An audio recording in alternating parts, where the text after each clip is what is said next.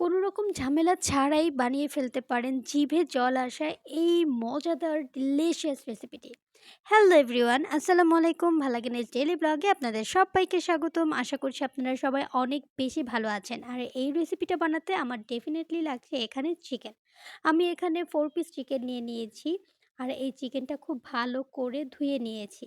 একটু বড় করে রেখেছি, আপনারা চাইলে কিন্তু মাঝখানে কেটে নিতে পারেন। যেহেতু আমি বড় করে নিয়েছি আর সেই জন্য আমি এই চিকেনগুলো খুব সুন্দর করে চিড়ে নিচ্ছি। এই চেড়ার কারণে ভেতরে মসলা যাবে এবং জিনিসটা খুব বেশি জুসিনেস হবে, সফট হবে এবং কুক করতে খুব একটা বেশি সময় লাগবে না।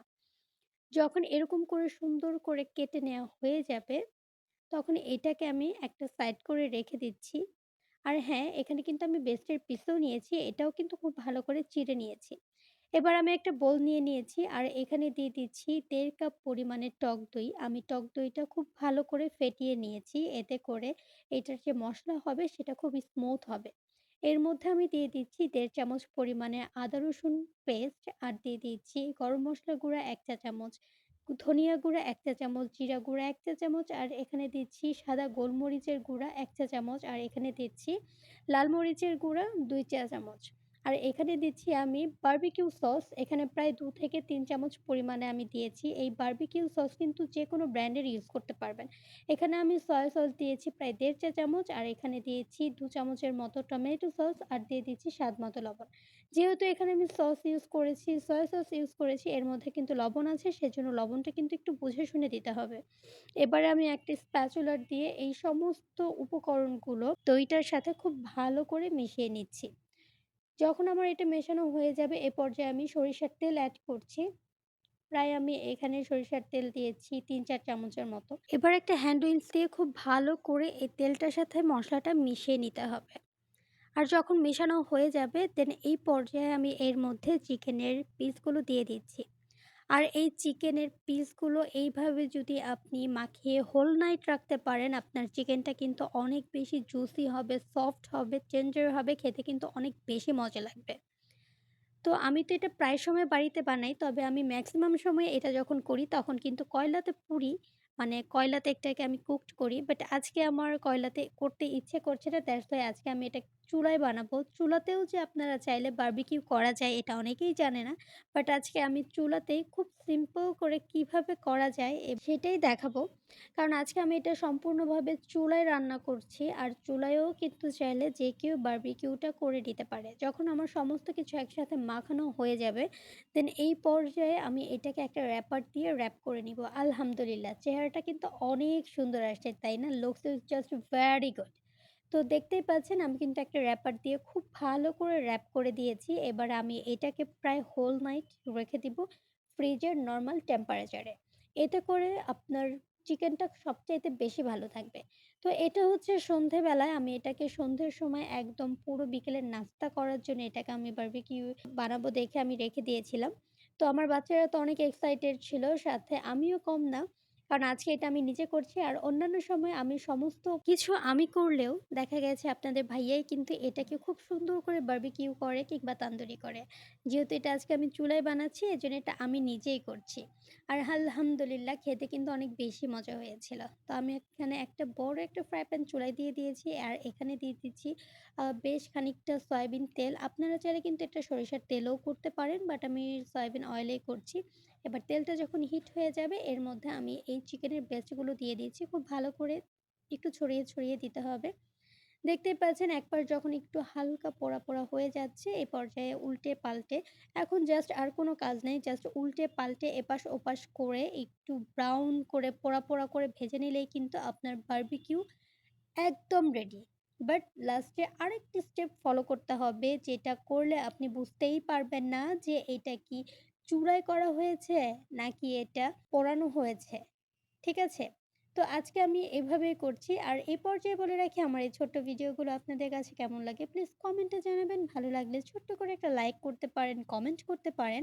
আর যদি আরেকটু ভালো লাগে তাহলে শেয়ার করতে পারেন ফ্রেন্ড, ফ্যামিলি, বিভিন্ন গার্লস গ্রুপগুলোতে। আর যদি আরেকটু ভালো লাগে তাহলে প্লিজ আমার এই ছোট্ট চ্যানেলটা সাবস্ক্রাইব করে আমাকে সাপোর্ট করবেন। আমার ফ্যামিলির একজন মেম্বার হওয়ার জন্য আপনাদের অনুরোধ জানাচ্ছি।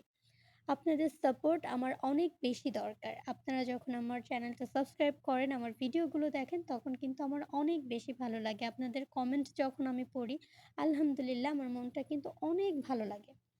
তো কথা বলতে, বলতে দেখতেই পাচ্ছেন একদম চিকেনগুলো প্রায় ভাজা হয়ে গিয়েছে। আমি কিন্তু এখন একটি চিমটি নিয়ে নিয়েছি এবং এই চিমটির সাহায্যে চিকেনটা উল্টে পাল্টে খুব ভালো করে ফ্রাই করার চেষ্টা করছি, যাতে কোনো দিক থেকে এটা শক্ত না হয়ে যায় আর যেন খুব মজা লাগে খাইতে। পোড়া, পোড়া একটা ফ্লেভার হইলে না খুব সুন্দর লাগে।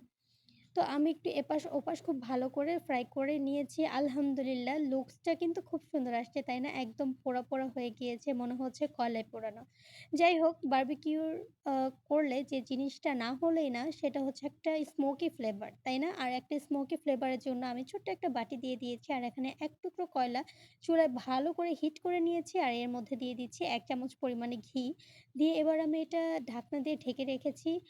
বিলিভ মি এইভাবে করলে এত সুন্দর একটি স্মোকি ফ্লেভার আসে আপনার বারবিকিউর মধ্যে, আপনি খেয়ে বুঝতেই পারবেন না এটা কি চুলায় বানানো হয়েছে নাকি পোড়ানো হয়েছে, এতটাই মজা হয়। তো চলে যাচ্ছি নেক্সট স্টেপে।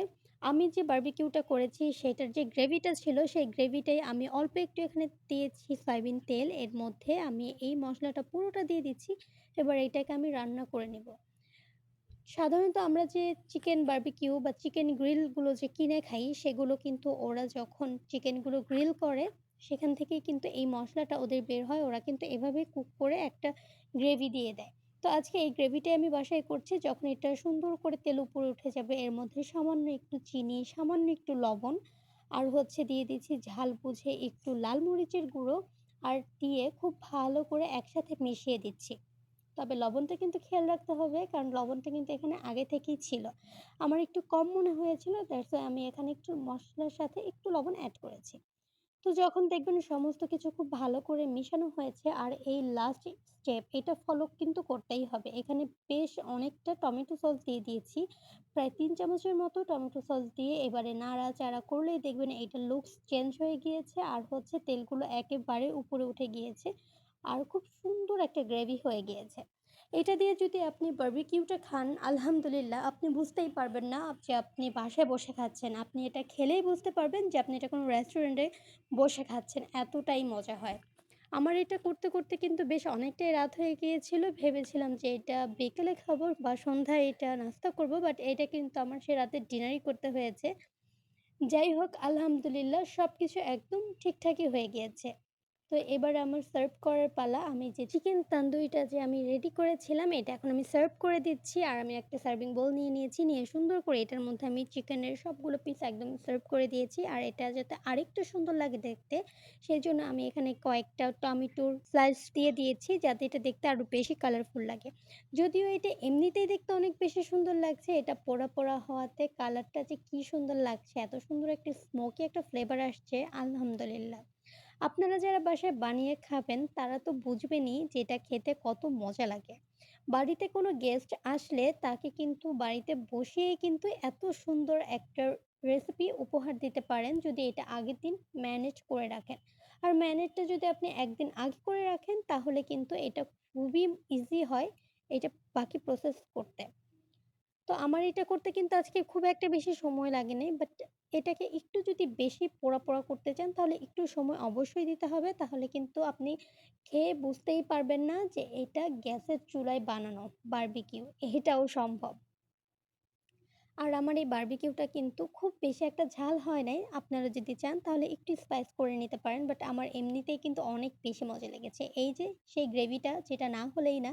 আলহামদুলিল্লাহ গ্রেভিটা দেখতে যেমন ভালো হয়েছে, ট্রাস্ট মি এটা খাইতেও কিন্তু এতটাই মজা হয়েছে, এতটাই লোভনীয় হয়েছে। ডিলিশিয়াস একটা খাবার। তো আজকে এইটা আমি সার্ভ করছি লুচি দিয়ে। আমার লুচি দিয়ে কিন্তু এই চিকেন বারবিকিউটা খেতে অনেক বেশি ভালো লাগে। আর এই লুচিটা কিন্তু আমি বাসায় বানিয়েছি। আপনারা চাইলে কিন্তু নান কিংবা হচ্ছে যে কোনো পরোটাও বানিয়ে নিতে পারেন। আমার চ্যানেলে নান রুটিরও রেসিপি আছে, আবার পরোটারও রেসিপি আছে, আবার এই লুচিরও রেসিপি আছে। তো আপনারা চাইলে কিন্তু একটু চ্যানেলটা ভিজিট করে আসতেই পারেন, একটু দেখতেই পারেন। তো চলেন একটা চিকেন ভেঙে আপনাদের সাথে শেয়ার করি। আলহামদুলিল্লাহ, আমি জানি না আপনাদের কতটা বোঝাতে পারছি কিংবা কতটা দেখাতে পারছি। এতটাই সফট হয়েছে, এতটা সফট হয়তোবা আমরা কোনো রেস্টুরেন্টেও মানে পাই না, এতটা সফট হয়েছে। এই তো একটু টান দিয়ে ছোটাতে গিয়ে পুরোটাই ছুটে গিয়েছে। আলহামদুলিল্লাহ, খুবই সফট হয়েছে। মাংসটা যেমন জুসিনেস আছে ভিতরে, তেমন টেন্ডার এবং তেমনি সফট। আর আমি এটা একটু সস দিয়ে খেলাম। আলহামদুলিল্লাহ, খুব ভালো লেগেছে। এবারে আমি একটু লুচি ছিঁড়ে তারপর সেটা হচ্ছে একটু চিকেন নিয়ে খেলাম। আলহামদুলিল্লাহ, কি যে মজা লাগছে! আর আপনারা যদি এরকম মজার রেসিপি খেতে চান, তাহলে কিন্তু অবশ্যই এই ভিডিওটা পুরোটা না টেনে দেখতে হবে এবং প্রত্যেকটা টিপস যদি ফলো করেন, তাহলে আপনাদেরও কিন্তু বারবিকিউ এখন ঘরে ঘরেই সম্ভব। আমার এই ছোট্ট ভিডিও কেমন লাগে অবশ্যই কমেন্টে জানাবেন। ভালো লাগলে ছোট্ট করে একটা লাইক করতে পারেন, কমেন্ট করতে পারেন। আর যদি আরেকটু ভালো লাগে শেয়ার করতে পারেন ফ্রেন্ড, ফ্যামিলি, বিভিন্ন গার্লস গ্রুপগুলোতে। আর যদি আরেকটু ভালো লাগে তাহলে প্লিজ আমার চ্যানেলটা সাবস্ক্রাইব করে আমাকে সাপোর্ট করবেন। আমার ফ্যামিলির একজন মেম্বার হওয়ার জন্য আপনাদের অনুরোধ জানাচ্ছি। তো আজ এখানেই বিদায় নিচ্ছি। দেখা হবে পরবর্তী কোনো ভিডিওতে। আল্লাহ হাফেজ।